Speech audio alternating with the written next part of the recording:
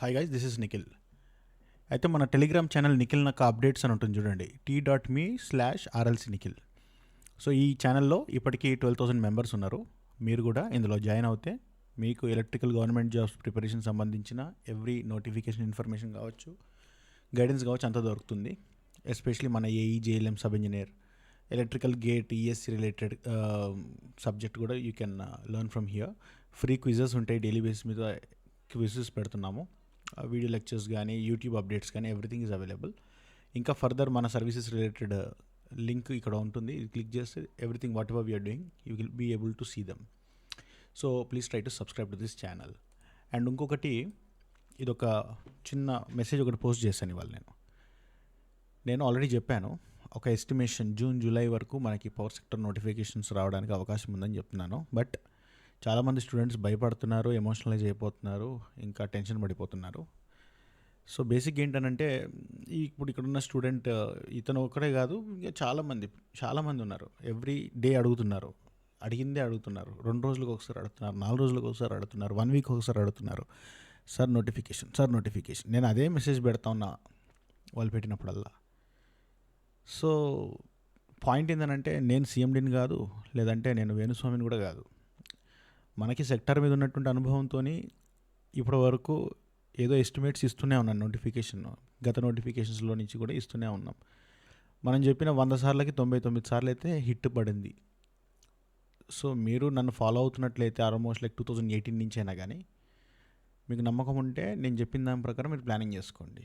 లేదు అంటే లైట్ తీసుకోండి. మస్తు యూట్యూబ్ ఛానల్స్ ఉన్నాయి, యూట్యూబ్ ఛానల్స్కి కొద్దిగా లేదు.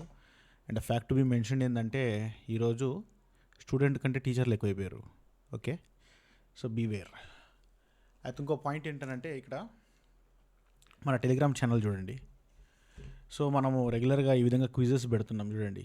క్విజ్ పెట్టిన తర్వాత కూడా మీరు ఎవాల్యుయేషన్ చేసుకోవడానికి ఈ విధంగా పోల్ కూడా ఇస్తున్నాం. So that you will be able to track your progress అనమాట. చాలా ఎక్సలెంట్ క్వశ్చన్స్ ఇస్తున్నాం. మెయిన్గా ఇప్పుడు జిఎస్ రిలేటెడ్ కావచ్చు, లైక్ తెలంగాణ కానీ, లేకపోతే కరెంట్ అఫైర్స్ కానీ, ఎవ్రీథింగ్. ఓకే. అండ్ మన టెక్నికల్లో కూడా నేను మీ దగ్గర నుంచి ఒపీనియన్ తీసుకొని ఏ సబ్జెక్ట్ కావాలి అని దాని బేసిస్ మీద ఆ సబ్జెక్ట్ మీద ఒక 8 నుంచి 10 క్వశ్చన్ల దాకా ఓకే ఆ టైప్లో ఇవ్వడం జరుగుతూ ఉంది. సో డెఫినెట్గా మీరు అటెంప్ట్ చేస్తే బాగుంటుంది. సో ఈ క్వశ్చన్స్ ఏవైతున్నాయో నేను ముందే మెన్షన్ చేస్తున్నాను, ఇది ఎవరికి suitable, like AE, JLM, sub ఇంజనీరా, దేనికనేది లేదు. సపరేట్గా ఓన్లీ జేఎల్ఎం వాళ్ళకంటే నేను మెన్షన్ చేస్తాను ఆ పర్టికులర్ డే నేను ఇచ్చేటప్పుడు. అది కాకుండా రెగ్యులర్గా మనము మన ఛానల్లో, టెలిగ్రామ్ ఛానల్లో ఈ విధంగా నోటిఫికేషన్ అప్డేట్స్ కానీ చాలా ఇస్తూనే ఉన్నాం. అయితే ఇప్పుడు నేను ఈ వీడియో చేసింది ఏంటంటే, ఇప్పుడు ఒక అమెండ్మెంట్ రెగ్యులేషన్ అని మన ఎస్పీడీసీఎల్ నుంచి ఒక ఆర్డర్ వచ్చింది. అది ఇందాకే పోస్ట్ చేసిన టెలిగ్రామ్లో. సో దాని గురించి ఒకసారి ఎక్స్ప్లెయిన్ చేద్దామని చెప్పి ఆ ఆర్డర్ని నేను ఈ వీడియో చేస్తున్నాను. ఇది స్పెసిఫిక్గా రిక్రూట్మెంట్ రిలేటెడ్ అని చెప్పినా కూడా ఓపెన్ మార్కెట్లో ఇప్పుడు ఎగ్జామ్ రాయాలనుకున్న క్యాండిడేట్స్కి ఏమైనా అవసరం అంటే బిల్కుల్ అవసరం లేదు. But I will explain you, just out of enthusiasm explain చేస్తాను నేను మీకు. ఓకే చూడండి. సో ఇక్కడ మాట్లాడేది ఏంటంటే, amendment to regulation 22 of TGSPDCL service regulations part 2 method of recruitment orders issued. ఇది నిన్న వచ్చింది, మన చేతికి ఇవాళ వచ్చింది ఆర్డర్ కాపీ. అయితే ఒకసారి మీకు ఒక పాయింట్ చూపించాలి. Service regulations, so actual original service రెగ్యులేషన్స్లో ఈ 22B అనే పాయింట్ని చూడాలి మీరు. పార్ట్ 2లో 22B ఏం చెప్తుందంటే, special provisions regarding appointment by direct recruitment by following the spirit of presidential orders. Or సింపుల్గా మీరు అర్థం చేసుకోవాలనంటే, ఇది రిజర్వేషన్ రిలేటెడ్. బేసిక్గా చెప్పాలంటే this is for reservation. Okay, reservation related aspects కోసము ఈ అమెండ్మెంట్ ఇచ్చారు. సో మీకు ఇది ఏ విధంగా కూడా మ్యాటర్ కాదు, it's not going to make any difference actually. So అది ఆ అమెండ్మెంట్ చేస్తూ ఇలా చెప్తున్నారనమాట. So maybe read as follows. Regulation 22B special provision as regarding appointment by direct recruitment. So direct recruitment appointment చేసేటప్పుడు కొన్ని కండిషన్స్ ఈ విధంగా ఫాలో చేయాలంటూ చెప్పారు. ఇవి ఆల్రెడీ ప్రాక్టీస్లోనే ఉన్నాయి. అంటే ఇవేంటంటే, ప్రీవియస్గా ఒక ఎస్పీఓ జస్ట్ ఒక ఆఫీస్ ఆర్డర్ ఇచ్చి ఆ ఆఫీస్ ఆర్డర్ మీద ప్రీవియస్గా చేపట్టిన రిక్రూట్మెంట్స్ చేశారనమాట.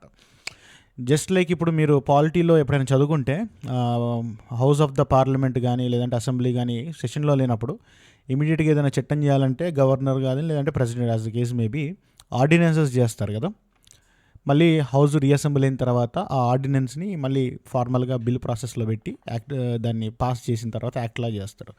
సో ఆ విధమైనటువంటి ప్రాసెస్ అనమాట ఇక్కడ. ఇంతవరకు ఏం చేశారు, 2019లో ఒక ఆర్డినెన్స్ పాస్ చేశారు.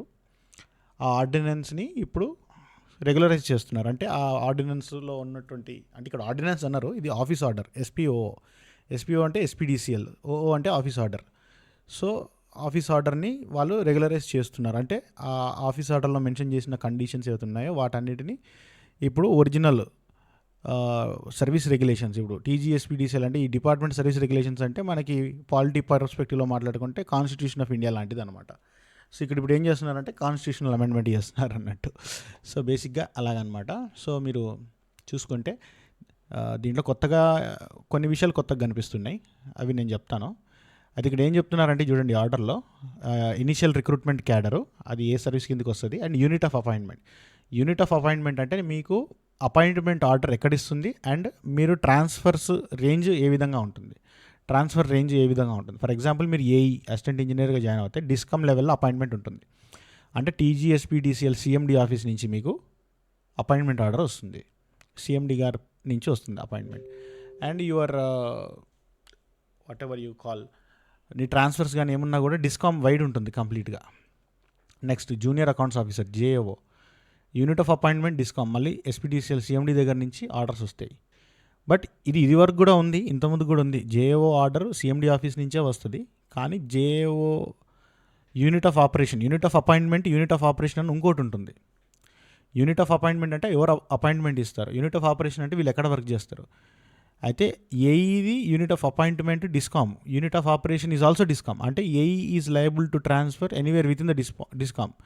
ఇప్పుడు మన ఎస్పీడీసీఎల్ డిస్కామ్ తీసుకుంటే మెదకు ఉంది, అట్ లాస్ట్ మహబూబ్నగర్, నారాయణపేట కూడా ఉంది. సో ఈ మధ్యలో ఎక్కడైనా పనిచేయచ్చు, హైదరాబాద్లో పనిచేయచ్చు. జేఏఓ ఉంది, JAO unit of appointment discom, but unit of operation వచ్చేసి సర్కిల్ లెవెల్ అనమాట. ఆపరేషన్ సర్కిల్ ఆర్ డిస్ట్రిక్ట్ అనమాట. మీరు సర్కిల్ తీసుకోవాలి.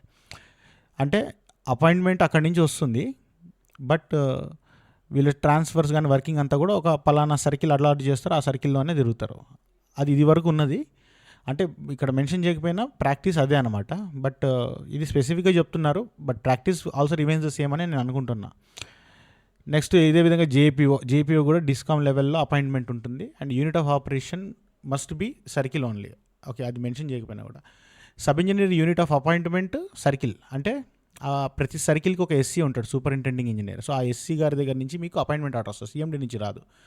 So your appointing authority SE, and obviously నీ అపాయింటింగ్ అథారిటీ కంటే పెద్ద జోన్లో నువ్వు వర్క్ చేయవు నువ్వు. So your unit of operation is also circle or district. Junior assistant కూడా అపాయింట్మెంట్ బై, అంటే JACO, junior assistant cum computer operator accounts బ్రాంచ్లో, దీనికి కూడా operation circle is the unit of appointment. అంటే ఎస్సీ దగ్గర నుంచి అపాయింట్మెంట్ వస్తుంది, and your working is also within a circle అనమాట. Next assistant cum computer operator, అంటే పిఎన్జి, పర్సనల్ అండ్ జనరల్ సర్వీసెస్లో, అంటే జూనియర్ అసిస్టెంట్గా సీనియర్ అసిస్టెంట్కి ఈక్వల్ అనమాట ఈ అసిస్టెంట్ అంటే. సో జస్ట్ లైక్ ఇప్పుడు మనకి పవర్ సెక్టర్ లైక్ డిస్కామ్స్లో ట్రాన్స్కోలో జేఎల్ఎం ఉంటుంది, జెన్కోలో జేపీఏ ఉంటుంది అని అంటాం కదా, జూనియర్ ప్లాంట్ అటెండెంట్. ఆ టైప్లో విత్ ఇన్ డిస్కామ్స్లో, అంటే విత్ ఇన్ కంపెనీలోనే account service, personal and general services దాంట్లో అసిస్టెంట్, అంటే ఈ రెండు జూనియర్ లెవెల్ పోస్టులు అనమాట. నేచర్ ఆఫ్ డ్యూటీస్ సేమ్ ఉంటుంది, కాకపోతే అసిస్టెంట్ స్కేల్ కొంచెం ఎక్కువ ఉంటుంది జూనియర్ అసిస్టెంట్ కంటే. సో ఇది unit of appointment DISCOM level, but unit of operation would be circle only. Office subordinate OSO, అంటే ఇది 10th క్లాస్ మీద ఇచ్చేటువంటి పోస్ట్ అనమాట. ఇవి జనరల్గా మనకి కంపాషనేట్ అపాయింట్మెంట్లోనే వెళ్ళిపోతాయి, బయట రిక్రూట్మెంట్ అయితే రావు. ఇది కూడా అసిస్టెంట్ కూడా majority of the times compassionate ద్వారానే ఫిల్అప్ చేస్తున్నారు, రిక్రూట్మెంట్కి అయితే బయటికి రావు. ఓకే, ఇది వచ్చేసి సర్కిల్ లెవెల్లో ఎస్సీ దగ్గర నుంచి అపాయింట్మెంట్ అవుతుంది, విత్ ఇన్ ద సర్కిల్లో వీళ్ళు వర్క్ చేస్తారనమాట.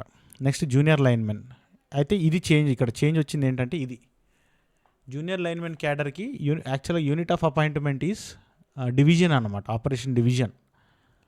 దాన్ని ఇప్పుడు యూనిట్ ఆఫ్ ఆపరేషన్ సర్కిల్ చేశారు దీంట్లో అది. సో వీరు unit of operation circle, unit of appointment circle చేశారు ఇప్పుడు. యాక్చువల్గా junior linemen unit of appointment is division, working is also division. అంటే బేసిక్గా ఒక సర్కిల్ కింద 3-4 డివిజన్స్ ఉంటాయి, ఆ సర్కిల్ పెద్దది ఎంత పెద్దది అనే దాన్ని బట్టి. ఆ division is headed by divisional engineer, DE. So DE గారు అపాయింట్మెంట్ ఇస్తారు, ఆ డిఈ కిందనే వర్క్ చేస్తాం. ఆ డిఈ కింద సబ్ డివిజన్లు, సెక్షన్లు ఉంటాయి.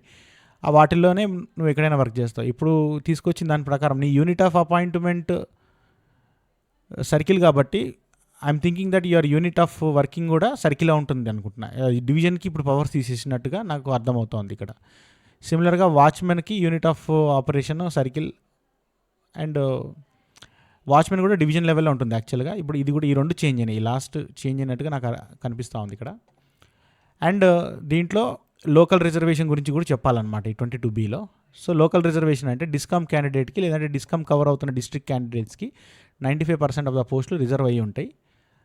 District following with in discom ఇవన్నీ ఆల్రెడీ ఉన్నవే, కొత్తగా ఏం లేదు. ఇక్కడ కొత్తగా వచ్చింది ఏంటంటే యూనిట్ ఆఫ్ అపాయింట్మెంట్ ఒకటి మారింది, ఇది జూనియర్ లైన్మెన్కి వాచ్మెన్కి. ఎస్సీజీ అంటేనేమో స్వీపర్ కమ్ గార్డెనర్, ఎస్ఓఆర్ అంటే నాకు అంత గుర్తుకు రావట్లేదు.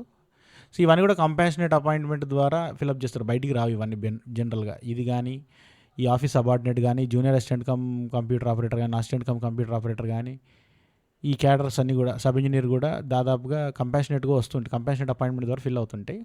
ఇక సబ్ ఇంజనీర్ బయట డైరెక్ట్ రిక్రూట్మెంట్ కూడా వస్తుంది, ప్లస్ కంపాషనేట్ ద్వారా కూడా ఫిల్ అవుతాయి. జూనియర్ అసిస్టెంట్ కూడా ఆఫ్టర్ లాంగ్ టైం పోయిన ఒక 2 years బ్యాక్ ఒక 500 పోస్టులు ఫిల్అప్ చేశారు. బట్ ఇవి మేజర్గా కూడా they continue to be filled by compassionate. ఈసారి జూనియర్ అసిస్టెంట్ కంప్యూటర్ ఆపరేటర్ వచ్చే అవకాశం అయితే లేదు. ఈ పైన ఇచ్చినటువంటి ఈ assistant engineer, JAO, sub engineer, junior linemen ఈ పోస్టులు మనకి రావడానికి అయితే ఎక్స్పెక్ట్ చేయొచ్చు డైరెక్ట్ రిక్రూట్మెంట్లో. మరి వేరే కూడా ఏమైనా తీస్తారేమో, అది తీసేదాకా చెప్పలేం. ఇక వాచ్మెన్ అయితే ఖచ్చితంగా రాదు, ఆఫీస్ సబార్డినేట్ అయితే ఖచ్చితంగా రాదు. ఇంకా ఒకటి ఏదైనా రావాలి అని అంటే జేపీఓ రావడానికి స్కోప్ ఉంటుంది, లేదా ఐ విల్ బెటర్ హైలైట్ చేస్తాను, ఒక నిమిషం ఉండండి. Highlight. So assistant engineer is direct recruitment, junior accounts officer is also direct recruitment post. Sub engineer మనకి రావడానికి స్కోప్ ఉంది, జూనియర్ లైన్మెన్ రావడానికి స్కోప్ ఉంది. ఇంకా ఏదైనా టైం బాగుండి ఏమైనా వస్తుంది అని అనుకుంటే కొంత మేరకు 10 లోపు 20 లోపు పోస్టులు ఈ జేపీఓ రావచ్చు, జూనియర్ పర్సనల్ ఆఫీసరు. ఇది కూడా ఏదైనా అదృష్టం బాగుండి ఇంకెక్కువ పోస్టులు వచ్చేటువంటిది ఏమైనా ఫేవరబుల్ సిచ్యువేషన్ ఇది కూడా రావచ్చు. ఇవి సన్న లైన్లు పెట్టినాయి, ఎందుకంటే ఇవి దాదాపుగా రావని నా ఒపీనియను. ఇక ఇవి అయితే ఎట్లాగో రావు, డైరెక్ట్ రిక్రూట్మెంట్ అని మెన్షన్ చేసినా అవి రావు ప్రాక్టికల్గా. తర్వాత ఎస్పీడీసీఎల్ డిస్ట్రిక్ట్స్ చూడండి, ఇవన్నీ ఈ డిస్ట్రిక్ట్స్ చూసుకోండి పాస్ చేసి వీడియోని. అండ్ ఈ డిస్ట్రిక్ట్ క్యాండిడేట్ ఇది అందరికి తెలిసిందే, ఇక ఎవడు డిస్ట్రిక్ట్ క్యాండిడేట్ ఎవరు డిస్కామ్ క్యాండిడేట్ అనేది చూసుకోవాలి. బేసిక్ ఏంటంటే ఇక డిస్కామ్ క్యాండిడేట్ అంటే ఈ డిస్ట్రిక్ట్లో ఉన్న కవర్ అయిన క్యాండిడేట్ డిస్కామ్ క్యాండిడేట్ అన్నట్టు, సింపుల్గా ఏం లేదు. ఇక్కడ కవర్ అవుతున్న డిస్ట్రిక్ట్స్లో నువ్వు ఏ డిస్ట్రిక్ట్లో నువ్వు 1st class to 7th class వరకు మేజర్ పీరియడ్ నువ్వు రిసైడ్ అయినావో నువ్వు దానికి లోకల్ అన్నట్టు, సింపుల్. ఓకే, సో మీరు ఇంకా స్పెసిఫిక్గా ఒక్కొక్కటి చదువుకోండి. ఇవన్నీ ఆల్రెడీ గతంలో ఇచ్చిన నోటిఫికేషన్స్లో కూడా మెన్షన్ చేసిన విషయాలే. ఇందాక చెప్పినా కదా, ఆర్డినెన్స్ని రెగ్యులరైజ్ చేయడం లాంటిది ఇది. సో దీంట్లో స్పెసిఫిక్గా ఇప్పుడు మీ వరకు మీకు దీంట్లో ఏమీ ఇంపాక్ట్ అవ్వదు, అయ్యేటువంటి ఛాన్స్ లేదు. అండ్ ఇంకోటి ఒక విషయం ఏంది, మన డైరెక్ట్ రిక్రూట్మెంట్ యాక్చువల్గా మీకు ఓపెన్ మార్కెట్లో ఉన్న క్యాండిడేట్స్కు మీరు ఏమి తెలుసుకోవచ్చు అని అంటే, ఇప్పుడు ఏఈ ఎగ్జామ్ కండక్ట్ చేసినారనుకోండి, మీ మెరిట్ లిస్ట్ కూడా డిస్కామ్ లెవెల్లో అంటే స్టేట్ లెవెల్లో మెరిట్ లిస్ట్ వస్తుంది అన్నట్టు. డిస్కామ్ లెవెల్ అంటే స్టేట్ లెవెల్ అనుకోండి, అఫ్కోర్స్.